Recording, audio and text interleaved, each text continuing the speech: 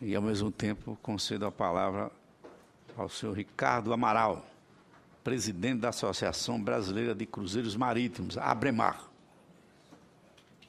Presidente, vai fazer recebê-lo. Obrigado, senador. Queria lhe desejar um ótimo dia, agradecer o convite, cumprimentar a senadora Lides e parabenizar a comissão por organizar esse debate tão importante, num momento tão importante nos preparativos para os mega-eventos. Saudar todos os componentes da mesa, que fizeram já apresentações muito relevantes, e falar um pouco sobre a questão como se inserem os cruzeiros marítimos dentro do contexto dos mega-eventos, já que muito tem se falado sobre uma indústria que pouco se conhece aqui no Brasil. Escutando um pouco da apresentação do Eduardo Sanovics, eu percebi que existem muitas similaridades entre as atividades e com certeza também com a hotelaria. No ano passado, a Abremar firmou um memorando de intenção, um protocolo de cooperação com o FOB, baseado em questões de interesse comum, e uma delas, sem dúvida, a desoneração, que, como tão bem disse o Márcio, afeta todos os atores e os elementos da cadeia de turismo. Eu gostaria de falar um pouco sobre a Abremar, que foi uma associação que foi criada em 2006, portanto ela é relativamente jovem, porque a indústria de cruzeiros marítimos ela floresceu no Brasil nesses últimos anos, ainda que ela já opere no Brasil há várias décadas. Esse crescimento exponencial começou a ocorrer a partir do ano 2000. Ela é formada por grupos técnicos para produzir debates e encaminhamentos de projetos e discussões sobre o setor, com uma grande interação com o poder público. Ela trabalha pelo desenvolvimento desse setor no Brasil, especificamente nos estados do Nordeste, seja Bahia, seja Sergipe, seja Fortaleza, Pernambuco, Ceará e Pernambuco. Nós entendemos que o Nordeste tem um potencial para se tornar um futuro Caribe, que hoje compõe um movimento de mais de 14 milhões de turistas, e a maioria daquelas ilhas tem se desenvolvido não só do ponto de vista econômico, mas cultural e educacional, e recursos para a saúde, através da presença desses navios de cruzeiro, que trazem um turista de qualidade elevada, que gasta um valor por dia muito alto em relação a outras modalidades de turismo. Nós temos uma parceria muito próxima com diversos agentes públicos, Ministério do Turismo, Trabalho e Emprego, das Relações Exteriores, Ministério da Justiça. E é interessante porque aqui no Brasil, pela estruturação legal e jurídica, nós temos que tratar cada um dos assuntos com cada um dos diversos agentes públicos, o que torna uma atividade extremamente complexa, especificamente falando da questão dos diferentes ICMS para cada um dos estados. Nós percebemos interpretações diferentes em cada um dos portos do Brasil sobre a aplicação de leis. Isso é algo bastante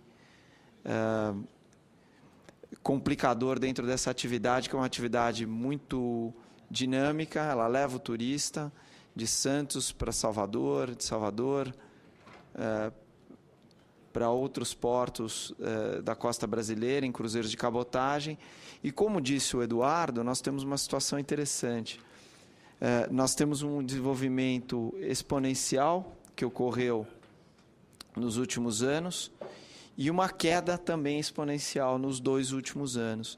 O Brasil caiu de 5º maior destino, com mais de 800 mil turistas viajando por ano, para 7º maior destino, e a Austrália, esse ano de 2012, 13, esses números foram de 2011, nós imaginamos que na temporada 12 e 13 a Austrália já ultrapasse o Brasil, e o Brasil caia para o 8º lugar nos cruzeiros marítimos. E é triste ver que um crescimento orgânico ele acaba se perdendo também por desconhecimento do tema e desconhecimento de poder aproveitar o impacto econômico que essa atividade gera. Eu vou antecipar, porque nós temos isso num slide mais à frente, que é de 1,4 bilhões de reais, gerando 21 mil empregos, e isso somente em 4 meses do ano, somente com um número de navios limitado e que tem um potencial para crescer muito. Então, eu vejo o crescimento exponencial da indústria aérea, chegando a 100 milhões de passageiros transportados, e digo que o Brasil tem potencial para muito mais. E eu tive a oportunidade de conversar com alguns parlamentares, com alguns senadores também, especificamente do Nordeste, e que mencionaram a questão da seca do Nordeste, do investimento que se faz todo ano na questão da seca, e esse investimento ele tem que voltar todo ano, porque ele é praticamente a fundo perdido, porque é uma situação muito complexa. E que o turismo seria uma grande forma de fugir desse ciclo vicioso e entrar num ciclo virtuoso para desenvolvimento das regiões do Nordeste, que deveriam receber muito mais navios.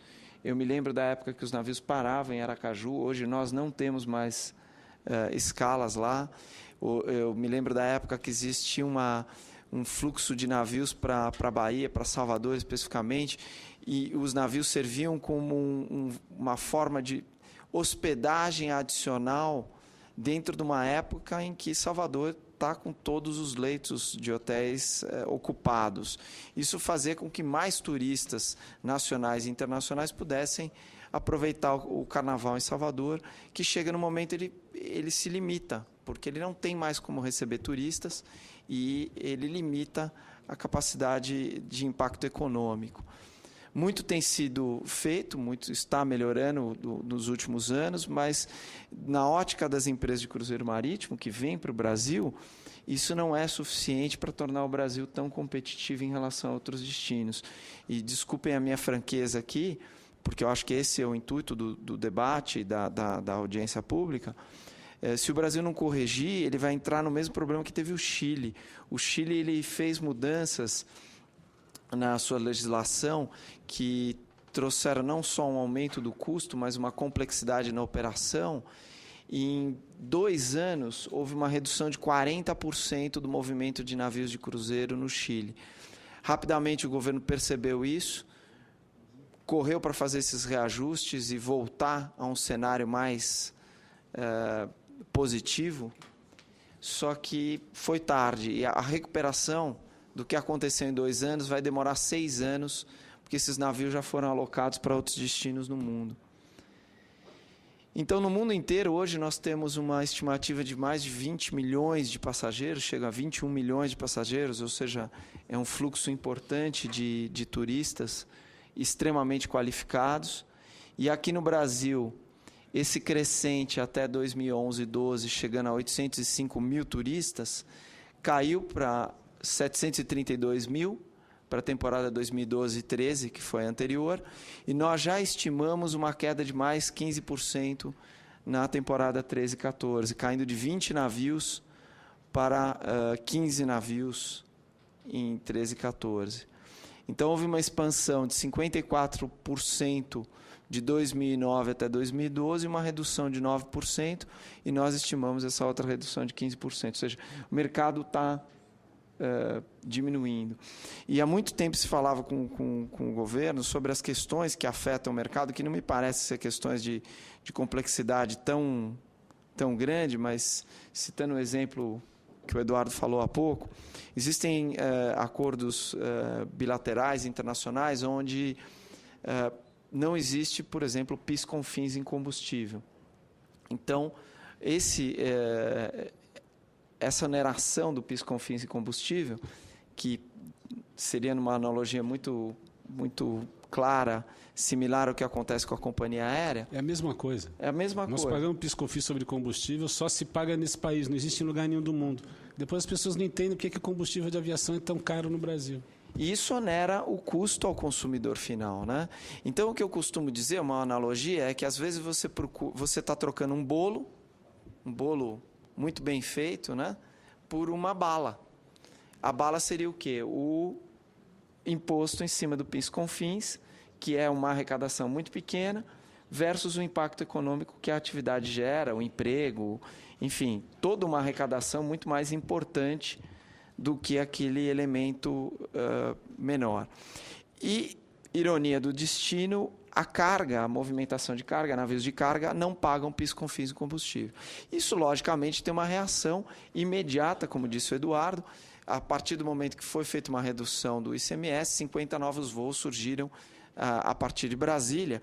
E eu tenho que dizer que na temporada anterior, quando houve uma queda de 9% aqui no Brasil, houve um aumento de 27% do movimento em Buenos Aires, que não é um porto barato no mundo, mas só o impacto do combustível, do suprimento e etc., acaba viabilizando. Então, todas as companhias acabam, ao invés de deixar essa receita toda aqui no Brasil, seja em cruzeiros curtos de 3 e 4 noites no litoral da região sudeste, Santos, Ilhabela, Búzios, Cabo Frio, Angra dos Reis, ou então em cruzeiros ao nordeste, indo até Salvador, Recife, Maceió, e espero que no futuro possamos voltar a visitar Aracaju, voltar a visitar Maceió com maior frequência, ele acaba indo para Buenos Aires e Montevidéu, porque lá você tem um custo 10% menor no reabastecimento do navio. Então, eu imagino que mudanças simples fariam que o custo de um cruzeiro na costa brasileira fosse muito inferior a um cruzeiro para Buenos Aires, sem falar em algo que surgiu em 2009, e por isso que eu digo que não é de uma complexidade muito grande, porque tudo isso é novo. Tudo isso surgiu a partir de 2009, seja o custo de PIS/COFINS no combustível, seja o custo do PIS/COFINS em time charter, e é onde a gente vai ver o reflexo já em 2012, porque as companhias planejam a sua atividade com 2 anos de antecedência. E aí eu entro na grande questão sobre os mega-eventos.